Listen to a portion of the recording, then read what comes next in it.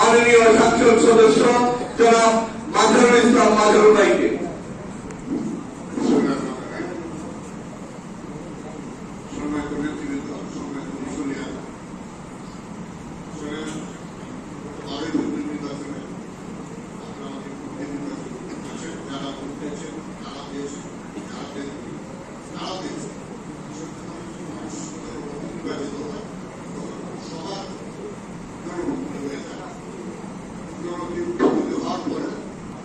আমি এখানে সাধারণ মানুষ, আমি আপনাদের জন্য কাজ করতে চাই, যেহেতু আমি নির্বাচিত আমি কাজ করতে চাই। আমি এই এলাকায় এসেছি যেহেতু মসজিদটা হয়েছে এবং এখানে এই অনুষ্ঠানটা অনেক মুসলমানদের ব্যবস্থা করা হয়েছে এবং আমার পিতার এখানে ব্যবস্থা হয়েছে।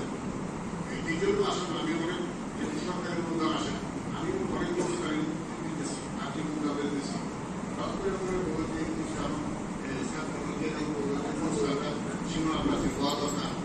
আমি এসে আমি এখানে সীমানা করে দিই এই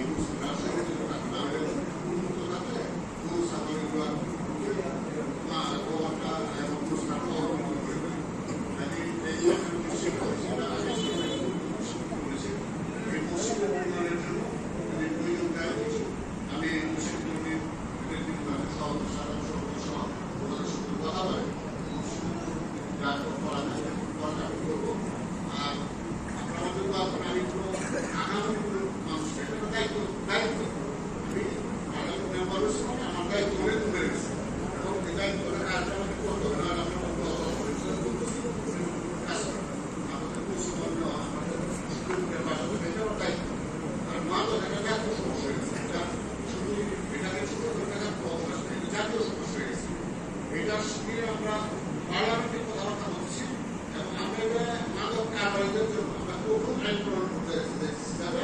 মাদক যারা বিক্রি করে তারা কিন্তু সহজে কারাগার থেকে বাইরে করা পারে। 10 বছরের কারাগার থাকে তাহলে তো কারণ মাদককে কোনো মাদকের সমস্যাটা এটা শুধু বুঝতে হবে। এটা আমরা এলাকাবাসীর সবাইকে সতর্ক করতে হবে। মাদক বিক্রি করতে 2-4 জন, আমি এলাকায় বাস করি হাজার হাজার মানুষ।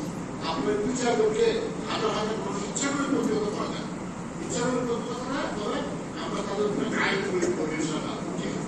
দেখবেন মাদক কারবারিদের বিরুদ্ধে আমরা কঠোর আইন প্রয়োগ করবো এবং তাদেরকে গ্রেফতার করে আইনের আওতায় আনা হয়ে যাবে।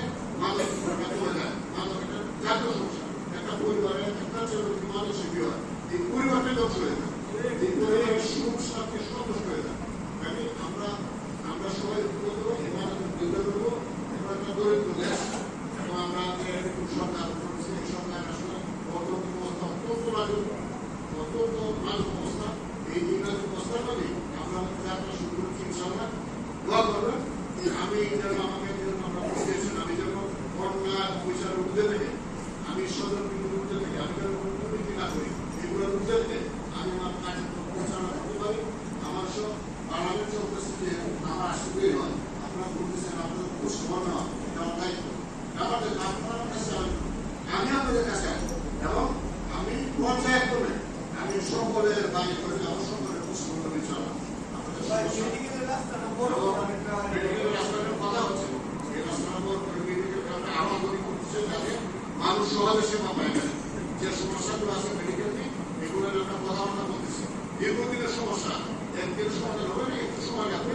আপনি এগুলার সমাধানের কোনো রাস্তা করতেছি, কিভাবে সমাধান করা যায় এবং আশা করি এই মেডিকেলটা একটা অত্যন্ত সুন্দর একটা মেডিকেল কোর্স, এটাকে আমরা আরো আধুনিক করতে চাই এবং এটাকে যাতে মানুষ এখানে সেবা পায়, মানুষের সেবাটা আরো উন্নত মানের হয়, চিকিৎসা সেবা উন্নত মানের হয়। সাধারণ মানুষ যেন নিজের পরীক্ষা নিরীক্ষা করে তার আমরা করে ক্লিনিকে নিয়ে আসা, এটা যাতে না হয়, এগুলো আমরা বন্ধ করবো। এখানে অ্যাম্বুলেন্স আছে, টিকার আছে, এগুলোকে বন্ধ করতে হবে। আমরা মানুষের সেবার জন্য হাসপাতাল, এইভাবে একটা হাসপাতাল তৈরি করবো। আমরা সবাই দোয়া করবেন, আপনাদের জন্য দোয়া করি। আল্লাহ তাআলা সবাইকে ভালো রাখেন, সুস্থ রাখেন। আসসালামু আলাইকুম ওয়া রাহমাতুল্লাহি ওয়া বারাকাতুহু। আলহামদুলিল্লাহ রাব্বিল আলামিন।